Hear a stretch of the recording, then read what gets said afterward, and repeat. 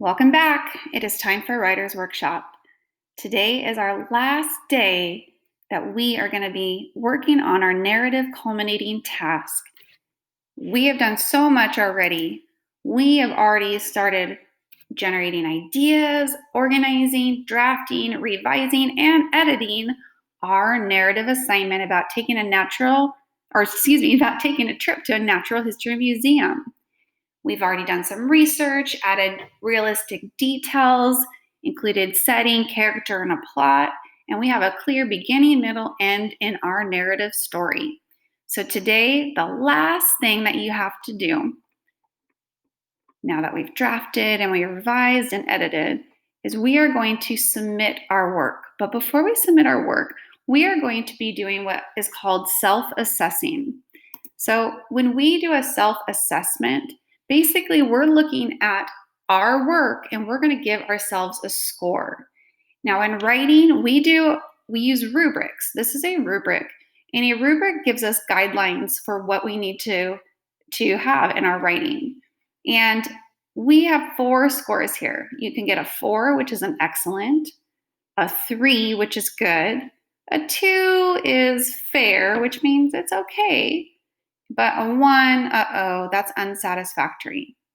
And let's take a look at what each one of these numbers represents. So I'm going to zoom in a little bit here for us.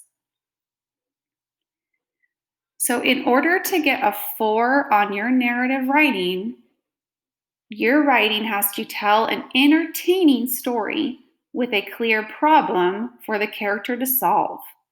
It needs to tell the events in a logical and easy to follow order. It needs to use detailed descriptions, so a lot of details. It needs to use temporal words. So remember, these are words like first, next, then, and finally.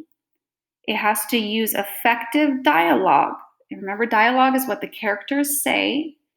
It has to include a variety of sentences that flow. So remember, that's going back to sentence fluency, where we have like big, long sentences and some short ones and some medium, and they kind of need to flow. It is free or almost free of errors. So remember, this is where that revising and editing really comes into play. We want to get rid of any spelling, punctuation errors, grammar errors. Let's get rid of those. And then it is easy to read, neat, and consistently formatted. And that basically means, like, when you go to type it out, don't use a bunch of different fonts and colors and sizes. Just keep it really consistent. So this is everything you're going to need if you want to get a 4 on your writing. And if right now you look at your writing and you're like, I'm missing a few of these things, or I didn't use a lot of temporal words. I didn't use like next, then, finally. Go back and add it. You could do that. Or maybe you're like, some of my events are not always really logical and they don't go from one thing to the next. Well, go back and fix it. Because we know what the expectations are now. Everyone should be striving for this 4. All right, a 3. A 3 is good. And it means that your narrative tells an interesting story with a problem. The order events are correct. You use words that bring across some details, right? You try to use some dialogue and you use it well. You use some temporal words. You include a variety of complete sentences. It might have some minor errors, but it doesn't confuse the reader. And it's mostly easy to read and mostly consistent. So a 3 is still pretty good. Now a 2, let's see what it says. In order to get a 2, it says it tells a basic story that may have a problem, but no clear solution. It includes some events out of order. It uses words that do not bring across details well. It displays limited or weak dialogue. It uses a limited variety of sentences. That means kind of like a lot of either short sentences or just medium, but kind of all the same. It makes errors that confuse the reader, and it is not always easy to read.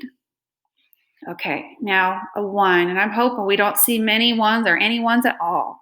But if you receive a 1, that means it does not tell a story. It tells events out of order. It uses few or no descriptive words.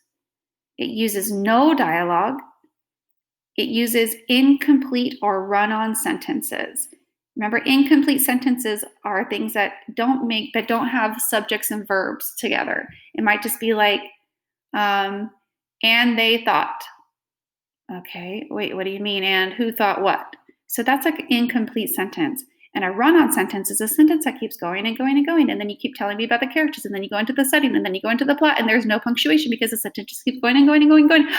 Oh my gosh, that's a run-on sentence.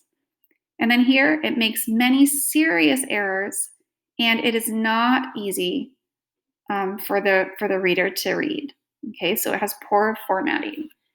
All right, friends, remember we are all striving for a 4, but a 4 and a 3 are going to be what we're really shooting for. I don't want to see many 2s, and I don't want to see 1s.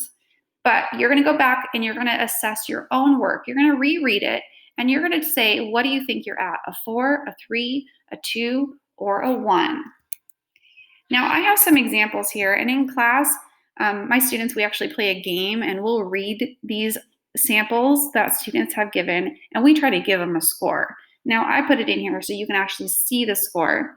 But what I want you to do today in your assignment is I want you to actually go through and read each of these and look at the scores and look at the difference. Because if you have a 4, you have all of these things. It tells an entertaining story. It's easy to follow. It has transition words and dialogue, and it's really almost free of any errors. And so this would be a 4 example. And notice here, there's many paragraphs as well. Now, a 3 is still pretty good, but we're going to see maybe a few errors, and maybe it's just not as interesting. You know, there might be a couple things out of place here, but this would be a 3. And a 2, we're seeing some pretty big problems here. And even when I look here, I see that there's some spelling errors and maybe some language usage errors, and it doesn't really flow with their story. And then finally, when you look at a 1, oh man, there's a lot of problems here. And even when you try to read it, some of them are like, what is this person trying to say? And this, to me, I see, unfortunately, a lot of kids they're turning in something like this, where it only has like 1 or 2 sentences for each paragraph, and they're not really going back and they're proofreading and looking for like revising and editing. They're not looking for their errors. So make sure that you go back, you really look at what you wrote, and I want you to think about, are you a 4, 3, 2, 1 based off of what you wrote? And so in today's assignment, what it says is you are going to reread your narrative final draft. And remember, your final draft is going to be, after you revise and edit it, it's going to be right here on this page. And of course, this is just the one we started with. But by the time you're done, I'm hoping it looks something like this. Okay. But you're going to go back and you're going to reread that. And then you're going to drag and drop this star to the score that you think you deserve based off of what the rubric is telling you. Okay, and it's okay if you are honest and you feel like maybe you're at a 2, you can drag and drop that and drag it into that 2 or 4 or 3, whatever you think. But you're going to take that, drag it and drop it, and just be honest about what you think your score should be. Okay, and base it off of the rubric. So once you have reread, you've dragged and dropped this onto whatever score you feel you deserve, it is finally time to turn in your assignment to your teacher. This is the last day and your final stop. All right, friends, I'm really proud of all the work that you've done, and you're finally done with your first culminating task. Let's go be writers.